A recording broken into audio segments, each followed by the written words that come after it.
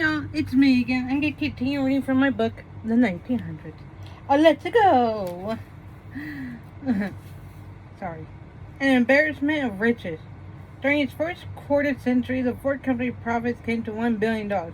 Henry Ford was in no manner astonished. He told his friend Garrett,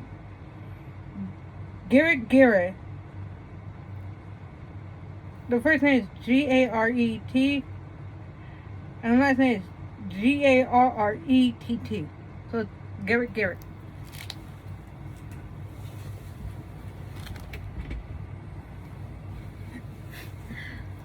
Sorry, I have to close the door. That a business absolutely devoted to service will have only one worry about profits. They will be embarrassingly large. The Ford profits were embarrassingly large. Yet of all of America's very wealthy men, Henry Ford almost alone seems to have escaped the charge of being a bloated capitalist, as a popular phrase had it. This may have been due in some part to the fact that he neither looked nor acted nor thought like a J.P. Morgan or a John D. Rockefeller, or even Jim Hill. I don't even know who Jim Hill is, or was, I should say. His was a bucolic figure, and at heart, he was a rustic. He hated banks and bankers. He abhorred idle people. Again and again, he denounced the profit motive, and for all his immense fortune, one is prepared to believe that Ford really did not care for money.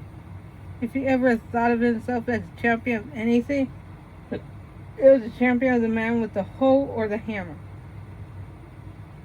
Far from being classed with the moneybags of the nation, Ford was considered a radical, perhaps a revolutionary. At the time of his death, which came in 1947, Henry Ford was 84 years old. The Ford Motor Company was still a family affair. What Ford himself was worth and money is impossible to know. Statements appeared in a financial pages saying that $1 billion would not be far wrong. To spend the Ford personal income, he had long since established the foundation that bears his name. In his later years, Ford devoted much time and a great deal of money to the collection of Americana. Whether or not this was a conscious effort to live down his most celebrated remark, namely that history is bunk, is not to be known. It may have come to him over the years that his Model T had done more than any other one thing to remove the America he had known in his youth, known even as a man of 40. It had eliminated the old-fashioned farm isolation. It had radically changed hamlets and villages. It had done something to very large cities. Perry conquers the North Pole. Donald B. McMillan. For years, controversy surrounded Arctic explorer Robert Peary's claim to have discovered the North Pole in 1909. Many experts found flaws in Peary's accounts of his expedition. In the following selection, Arctic explorer Donald B. McMillan describes the hardships Peary experienced on his various Arctic expeditions in the late 1800s and early 1900s. In McMillan's view, Peary was a great leader whose perseverance and leadership qualities gained him the respect and loyalty of his men. McMillan argues that Peary was the first to arrive at the North Pole and contends that those that doubted Peary did not give enough consideration to the all-important fact he identified in selection.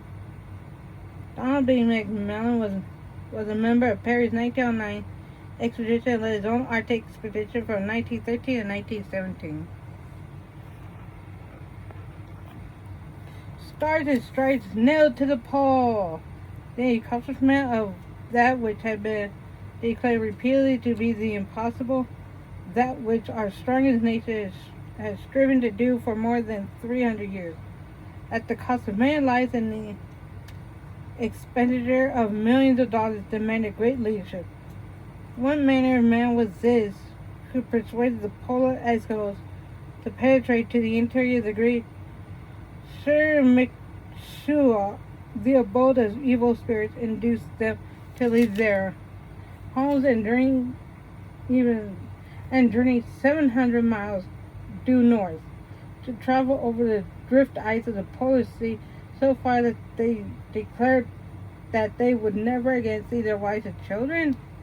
We find the key to Rear Admiral Robert E. Peary's character in his reply to the late ex-President Roosevelt upon the presentation of the Hubbard Medal of the National Geographic Society upon the explorer's return in 1906 from the world's record of farthest north, when he said, "The true explorer does his work not for any hopes of reward or honor, but because the thing which he has set himself to do is a part of his being and must be accomplished for the sake of its accomplishment. To me, the final and complete solution of the polar mystery, which has engaged the best thought and interests of some of the best men of the most vigorous and enlightened nations of the world for more than 3 centuries, and which today stirs the heart of every man or woman whose veins hold red blood, is the thing which should be done for the honor and credit of this country, the thing which it is intended that I should do, and the thing I must do." An expedition to Greenland. On the 15th of July, 1886, far and on the back of the great ice cap of Greenland, at the altitude of 7,525 feet, lay 2 forts huddled in the snow. 48 hours they listened to the sullen roars of wind and drifting snow across their bodies. At the first peep of dawn of the long Arctic day, we find Peary sitting the challenge and assembling his forces at the edge of the ice cap. On Independence Day, the American flag was unfurled at Navy Cliffs, some 600 miles to the north. 1 week later, he struggles toward the home over that apparently endless white waste, with inflamed eyes, frostbitten and sunburned face, dropping dogs, and food nearly gone. He looks up to the clear and declares that man was not born to die beneath such a sky. Peary refuses to succumb. 6 years later, contrary to all Arctic precedent, he dared to harness his dogs, leave his ship frozen in the ice, and sledge northward in the middle of the big Arctic night.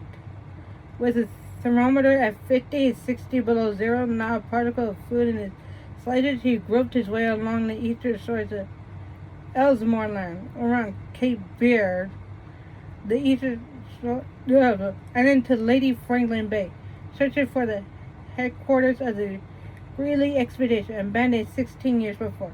He stumbled through the door with both feet frozen to the ankles. Nothing could be done here to relieve his suffering. Toe after toe slushed off.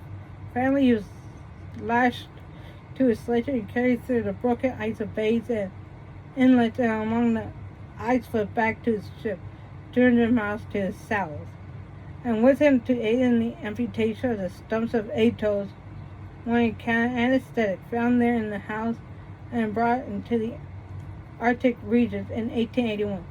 Now crippled, within 37 days following the final amputation, was headed north again, equipped with crutches. The antagonistic elements of the Northland should have submitted meekly and bowed humbly, as this plucky little caravan wound its way up through Kennedy and Robeson channel with the great unknown as its objective point. Please rate, comment, and subscribe down below, and ring that bell notification so that you can know when I put up my videos. And on TikTok, please like and follow my videos. And please pay for something on eBay and or Mercari, okay? Bye!